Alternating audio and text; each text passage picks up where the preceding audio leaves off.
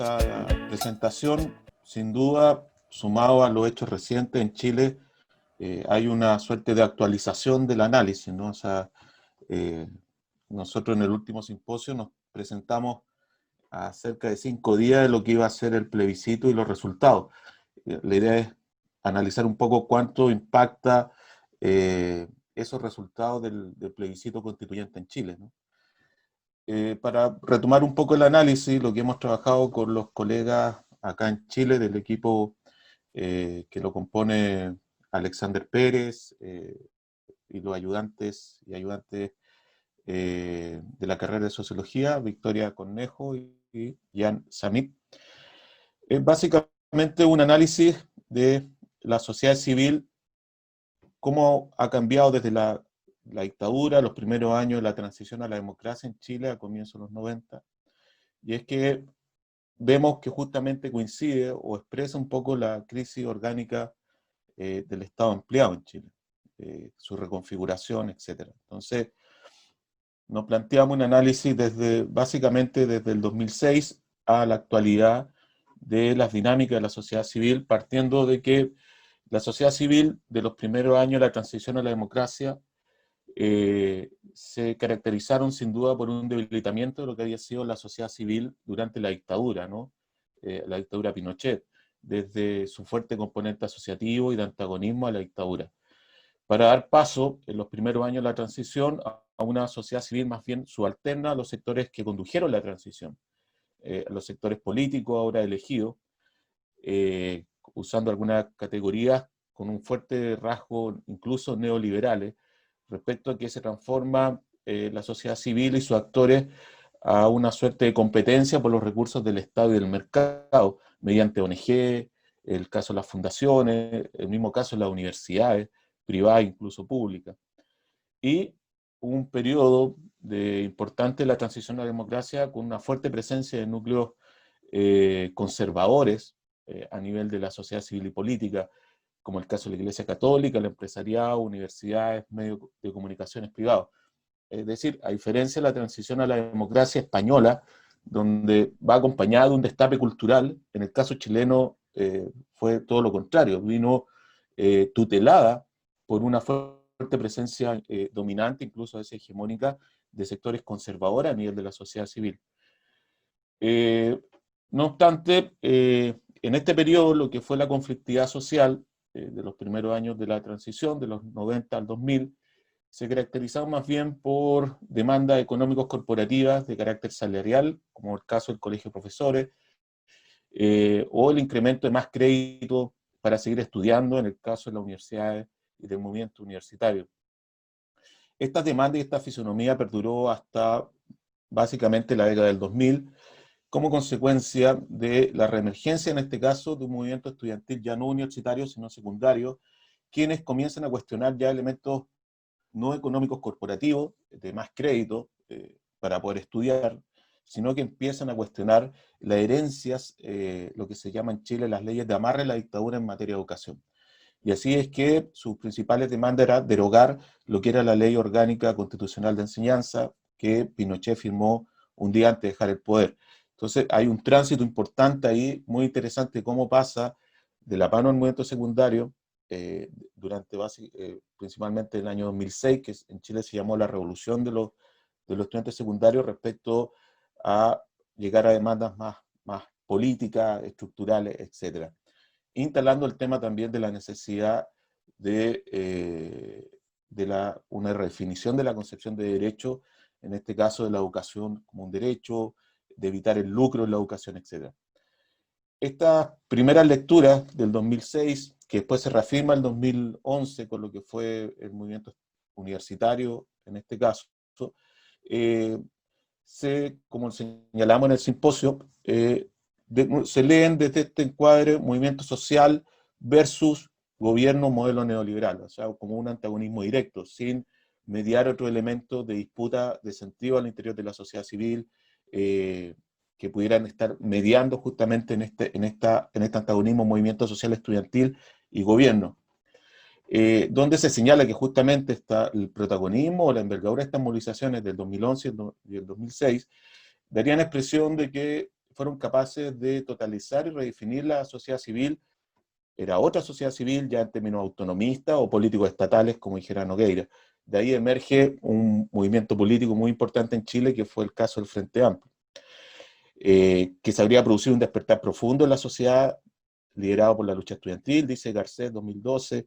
se derrumba el modelo, como lo hemos dicho, en el caso de Mayol. O sea, a partir de estas coyunturas, como que explosivamente daría como resultado inmediato un derrumbe del modelo, etcétera, etcétera. No obstante, toda esta demanda del movimiento estudiantil, posteriormente, durante el 2013, lo que pasa es que es nuevamente interpretado por una nueva alianza progresista neoliberal que es capaz de procesar este proceso, estas demandas de carácter más ética política o redefinición de derechos en el caso de la educación. Con una ampliación del bloque político, por primera vez en la historia de Chile, se constituye un pacto que se llama Nueva Mayoría, que incluye desde la democracia cristiana hasta el Partido Comunista, permitiéndole, después de estas intensas coyunturas, erguirse nuevamente como referentes y mediadores intelectuales, morales y políticos partidarios para el caso de lo que era esta coyuntura electoral, pero insuficiente para sostenerse en el mediano plazo como proyecto colectivo de carácter socialdemócrata, de carácter un segundo, disculpe, capaz de constituirse como un proyecto estatal de carácter refundacional, en un contexto de crisis también de los commodities y el precio del cobre, que es uno de los elementos centrales del carácter exportador chileno, la importante oposición de sectores de la derecha al interior de este propio pacto, así como de sectores neoconservadores a nivel de la sociedad civil, logran que en las próximas elecciones, por ejemplo, del 2017, la derecha logre de nuevo el poder del Ejecutivo, a partir, esta vez ya no de una demanda, no de un programa de carácter de una sociedad de derechos, sino más bien de una sociedad de consumo, empleo y crecimiento económico. En un contexto claro de debilitamiento de las organizaciones tradicionales que habían estructurado y conducido a una parte significativa, como fueron el caso universitario, el 2006, el caso secundario y todas las organizaciones, aparecen otras acciones colectivas que se han tomado las calles desde el 25 desde el 18 de octubre del año 2019, que son esta vez estudiantes secundarios, feministas, mapuche, movimientos contra el sistema previsional privado que tenemos en Chile, pero también demandas regionales, socioambientales y urbano-populares. Haciendo que de alguna manera desde el 2019, al no estar todas estas estructuras nacionales que en algún momento existieron para el caso del 2011, como es la Confederación de Estudiantes de Chile, la CONFECH, que algunos han llamado como la columna vertebral del movimiento social, ahora se expresa más bien una suerte de multitud, utilizando la categoría de Negri y Hart, en términos antagónicos, donde no hay ninguna organización particular que la pueda estructurar desde la sociedad civil. Es decir, que a diferencia de la categoría pueblo, que es formado como unidad política por un poder hegemónico que se sitúa por encima del campo social plural, la multitud en este caso se forma a través de la articulación en el plano de la inmanencia, pero sin una hegemonía común alternativa, ¿no es cierto? Multitud que no debe entenderse tal vez desde una concepción posmoderna, sino que está sumamente cruzada esta multitud por sectores medio populares y con una diversidad de concepciones, algunas más elaboradas, otras más a nivel de sentido común, y que van desde demandas éticas políticas, culturales, identitarias, e incluso nacionales comunitarias, como el caso mapuche. Pero también hay malestares sociales, individuales modernos, cuyo eje articulador podría estar, como hipótesis, en consolidar una sociedad de derechos económicos, sociales, culturales y políticos, pero desde una perspectiva estatista, para disminuir todos los elementos de desigualdad estructural en Chile. Esta coyuntura que se inicia el año 2019 nuevamente se explica a partir de que, por un lado, tenemos los límites de la hegemonía neoliberal, sin duda, pero también enfatizando la capacidad crítica y la independencia partidaria del movimiento social, y que como estos si fueran condiciones suficientes, coyunturales, explosivas, para una reforma intelectual de la moral de la sociedad en el corto plazo, y con ello nuevamente el derrumbe del modelo. No obstante, los conflictos sociopolíticos se intensificaron durante los últimos 15 años, como se expresan antes, incluso durante la coyuntura que se inicia el 2019 hasta la actualidad, específicamente en el movimiento mapuche, sectores marginados, movimientos feministas, regionales, capas medias empobrecidas, todo cruzado con un fuerte protagonismo juvenil. También podría dar cuenta de demandas que responden tal vez a distintas temporalidades. Si uno toma el caso mapuche, el caso regionalista, etcétera, el caso urbano, que responde a distintas temporalidades, pero que se articula en una serie de críticas históricas, algunas tal vez más recientes, de historicidad más reciente, respecto a las herencias coloniales patriarcales, centralistas autoritarias, desde la constitución del Estado-Nación centralista en el caso chileno, así como otras que hacen crítica a la formación estatal neoliberal más reciente. Entonces hay tres momentos de alguna manera que estarían articulando una crítica más compleja de cómo se van reciclando en la última formación estatal, que nosotros acá definimos neoliberal, pero también neoconservadora a partir de lo que fue el proyecto de Pinochet, ¿no es cierto? Liberal en lo económico, pero también conservadora en lo político, en lo valórico, estamental en lo social, etc. O sea, no es un liberalismo o un neoliberalismo liberal, como incluso está en los textos de los mismos fundadores. Y acá, a partir de lo que señala Gramsci, al estudiar un periodo histórico, como se señala, es necesaria una distinción entre los movimientos orgánicos, relativamente permanentes, y los movimientos que pueden llamarse coyuntura, que se presentan como ocasionales, inmediatos y casi accidentales. Los fenómenos de coyuntura dependen también, por supuesto, de movimientos orgánicos, pero su significación no tiene gran alcance histórico. Produce una crítica minuta al día que afecta a pequeños grupos dirigentes y las personalidades inmediatamente responsables del poder. En cambio, los fenómenos orgánicos producen una crítica social, histórico-social, que afecta a grandes agrupaciones, más allá de las personas inmediatamente responsables y más allá del personal dirigente. Y eso es muy interesante, esta distinción entre la crítica minuta y la crítica histórica, porque creo que más allá de que se exprese en términos de multitud, desde una posición de antagonismo, ya no es una crítica minuta, es una crítica histórico-social a las formaciones, a grandes agrupaciones, etc. Y no solamente al personal de turno. Y que se expresa también la dificultad que tienen estos sectores dominantes de formas asociadas de regulación de la sociedad civil, donde ya no pueden seguir siendo reproducidas a través de políticas, prácticas y objetivos neoliberales. Hay ya todos esos mecanismos que fueron muy eficientes en los 90 y que empiezan a decaer del 2000 al 2010, hoy día ya manifiestamente no tienen esa capacidad. En el entendido de que detrás del poder político,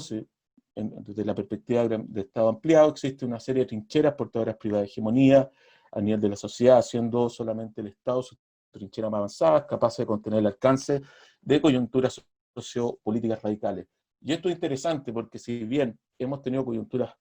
muy radicales, tampoco logran sortear estos núcleos de resistencia que mantienen precariamente, pero mantienen cierta continuidad, por ejemplo, de los periodos presidenciales. Acá un claro ejemplo, efectivamente uno de los elementos por qué no se logra, a diferencia del caso peruano, más allá de su régimen mucho más parlamentarista que el caso chileno, sigue siendo muy difícil en Chile, por ejemplo, sacar a un presidente de un ejercicio. Puede tener muy baja popularidad, pero hay una serie todavía de trincheras que lo sostienen. Y esto, sin duda, es un elemento que hay que considerar. Entonces, mañana de volver a lo teórico, al tema del Estado ampliado y cómo lo señala Zabaleta, ¿no? de que el Estado, de alguna manera, es la síntesis connotada de la sociedad. Y lo interesante es el principio de connotación, porque es la base del relacionamiento político. Por ello, el Estado, cuando instituciones pierden esa connotación, estaríamos sin duda en un problema de expresión de una crisis orgánica más profunda.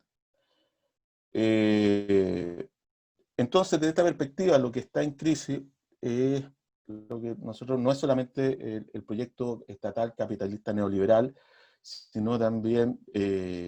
cómo se llega a cómo se construyó un proyecto específico, en el caso chileno, a partir de estos flujos de centros mundiales, del proyecto neoliberal hacia la periferia, sino también la combinatoria propia de la formación económica social particular y cómo se recepciona este input neoliberal, que en nuestro caso da como resultado un tipo particular de liberalismo, de concepción de libertad, que tiene que ver reducido a lo económico, ¿no es cierto? Pero en términos de valores, una concepción más bien conservadora en lo cultural, lo político y lo social, con el objeto, como señalan algunos autores chilenos, de el miedo que había era que un liberalismo social, un liberalismo cultural desintegrara a la sociedad. Entonces lo que tenía que haber de alguna manera un centro hegemónico, valores comunes desde una perspectiva durkheimiana, si quisiéramos, que permitiera mantener unida a la sociedad. Entonces, la idea es cómo legitimar e imponer una determinada definición también de sociedad burguesa conservadora que mantenga esta unidad nacional, etc. Siendo en este caso la Constitución del 80 la síntesis jurídica histórica connotada de los sectores triunfantes de la sociedad política y civil, que terminan por imponerse durante ya cerca de 40 años. Específicamente, un sociólogo chileno señala justamente como hipótesis que durante incluso la transición a la democracia fue el neoconservadurismo, aquel que siguió siendo la ideología más influyente, logrando subordinar a otras ideologías neoliberales con menor peso específico, incluso en el seno del empresariado, otras agendas con muy baja influencia que tuvieran en medio de comunicación, etc. Además de otras ideologías disonantes, como el caso de un desarrollo capitalista que expresara diversidad, o liberalismo crítico, un catolicismo abierto, un no estatismo neoliberal, etc. Todas corrientes que de alguna manera durante los primeros años de la transición quedaron subalternizadas a esta ideología más influyente neoconservadora.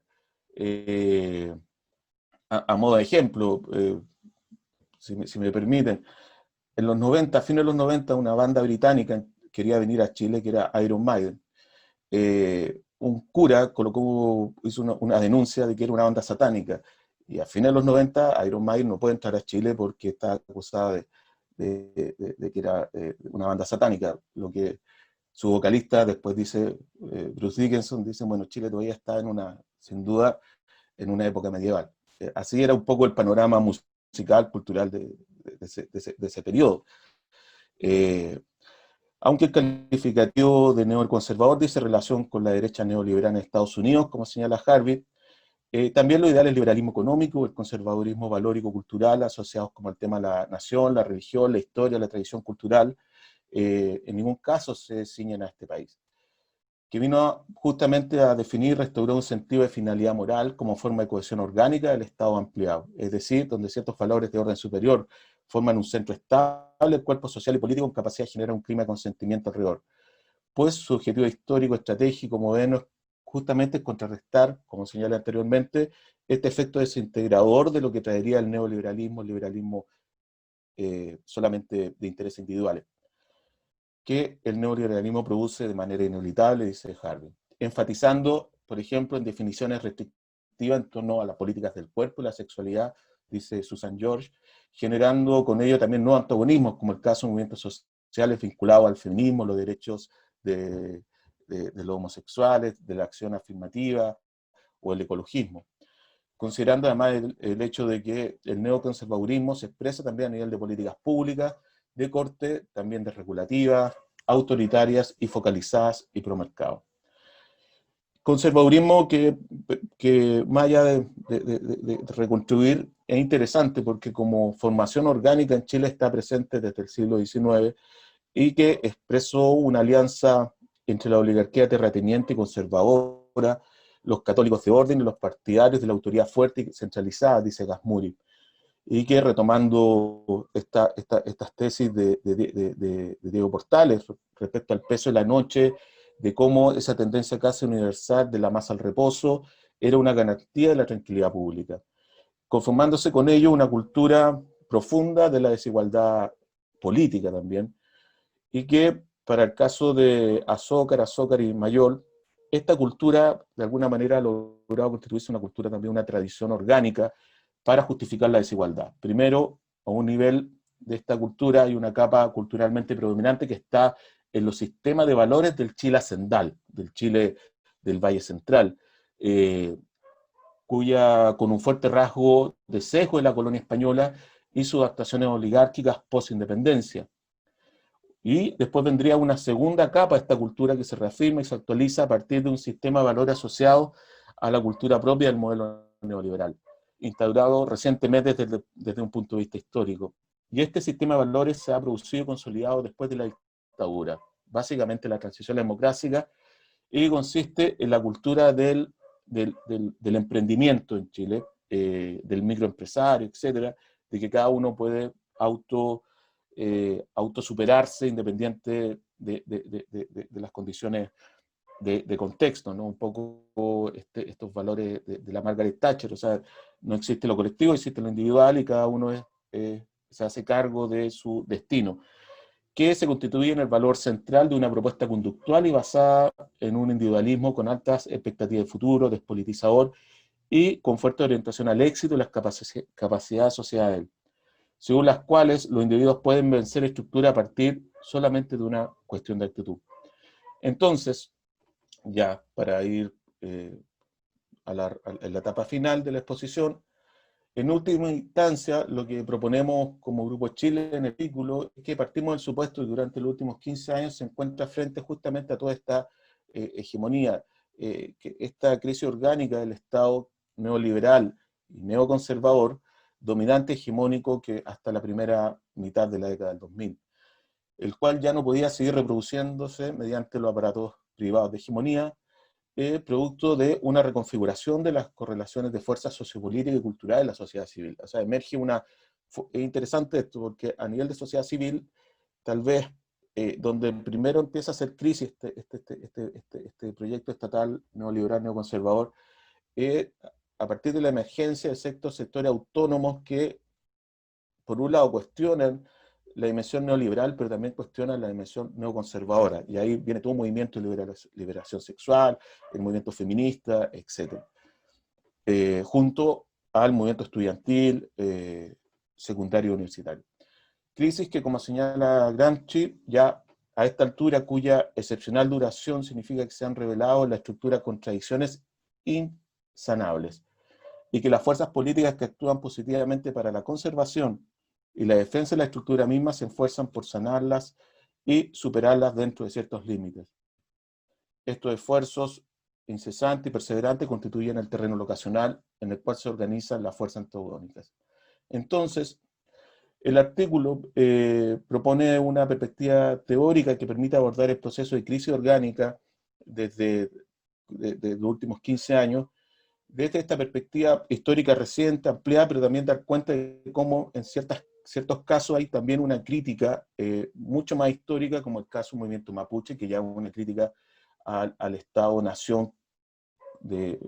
usando una categoría de colonialismo interno con estas comunidades. A partir de un análisis básicamente de las dinámicas y concepciones sobre los derechos, libertades y valores que están desarrollándose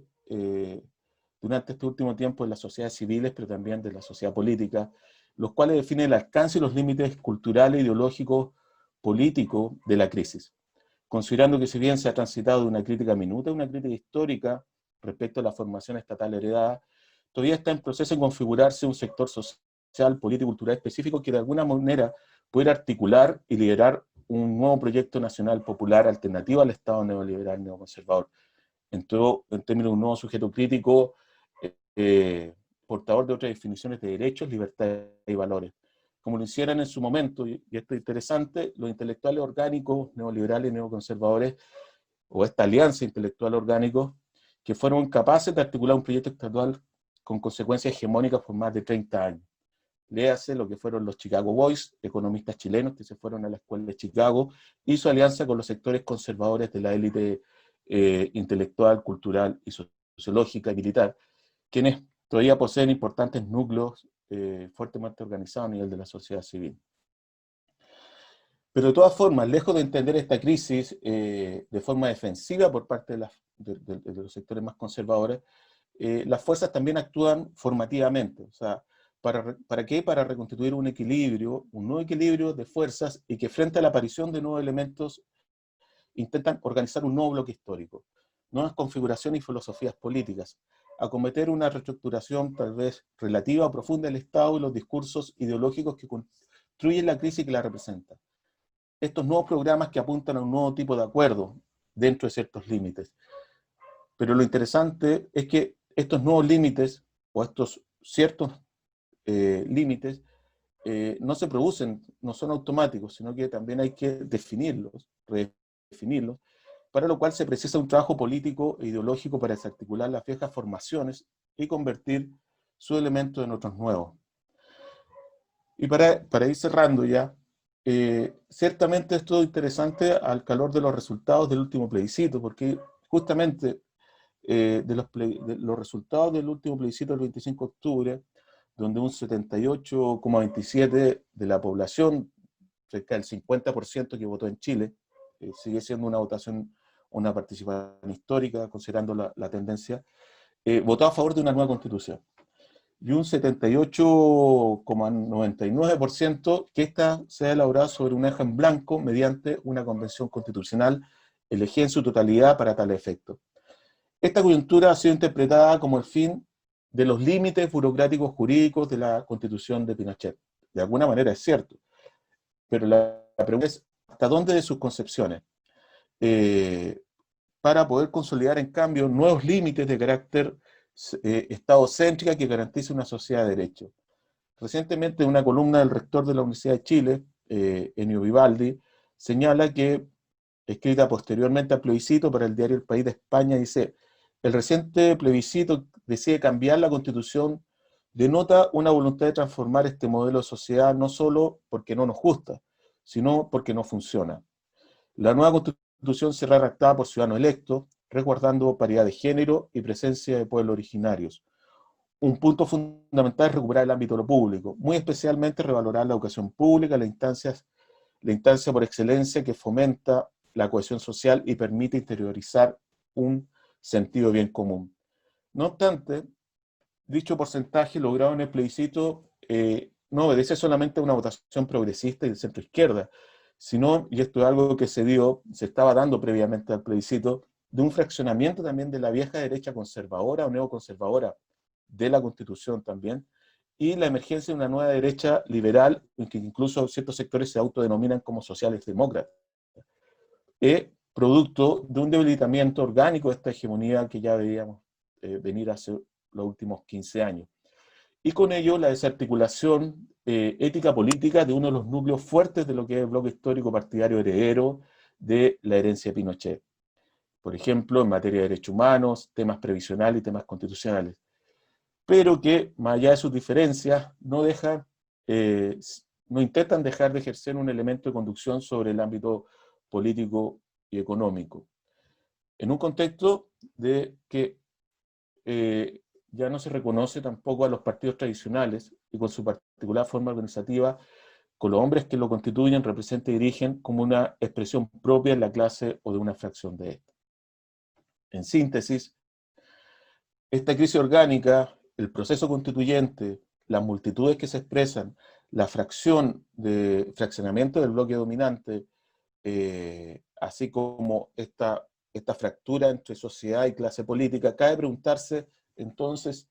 qué concepciones de derechos, libertades y valores están en disputa a nivel de la sociedad civil y de la sociedad política. Las concepciones de la sociedad civil son totalmente autónomas, autagónicas, o en qué elementos podrían tener ciertos rasgos de subalternidad. Estas concepciones representan la constitución de un nuevo sujeto crítico o varios sujetos críticos sin articulación. ¿Cuáles son las posibilidades también de una revolución pasiva por arriba en términos de una suerte de neoliberalismo liberal ahora, con ciertas garantías estatales, para evitar una revolución por abajo?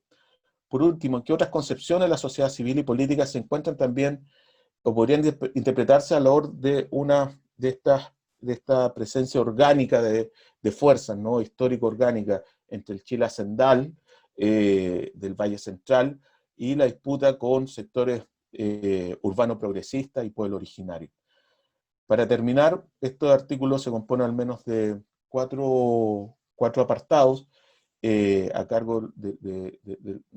los colegas del grupo de estudio del equipo Chile. Primero, sobre Estado, colonialismo y comunidad, cómo se ha expresado esta crisis orgánica entre los pueblos originarios, caso mapuche, pero también otro caso. Nosotros también tenemos en el norte una fuerte presencia aymara, y no se constituyó en ese caso un movimiento social como se constituyó en el caso mapuche. O sea, ¿qué concepciones de derecho, de valor y libertad están detrás de eso que hacen que actúen incluso de forma diferenciada, antagónica al caso mapuche? Tuvimos, por ejemplo, una comuna acá en el norte de Chile que votó, que es fuertemente aymara, votó a favor de mantener la constitución de Pinochet. Entonces, ¿qué elementos están ahí de sentido? Otro elemento, otro apartado respecto justamente a esta crisis entre Estado y regiones, ¿no es cierto? Cómo se constituyó a partir del elemento ambiental. Hoy día muchas regiones son consideradas zonas de sacrificio ambiental producto de proyectos extractivistas, mineros, etc. Además, la compañera Victoria va a trabajar justamente Estado y patriarcado y movimiento feminista, cómo expresan esta crítica, hasta dónde llega una crítica más histórica al Estado patriarcal respecto a su herencia colonial. Y por último, el compañero Jan Samit está trabajando la relación Estado neoliberal, movimientos sociales, respecto a las concepciones de derechos colectivos, derechos individuales en disputa, ¿no es cierto?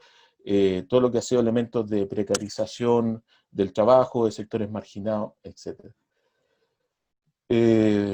Eso sería de alguna manera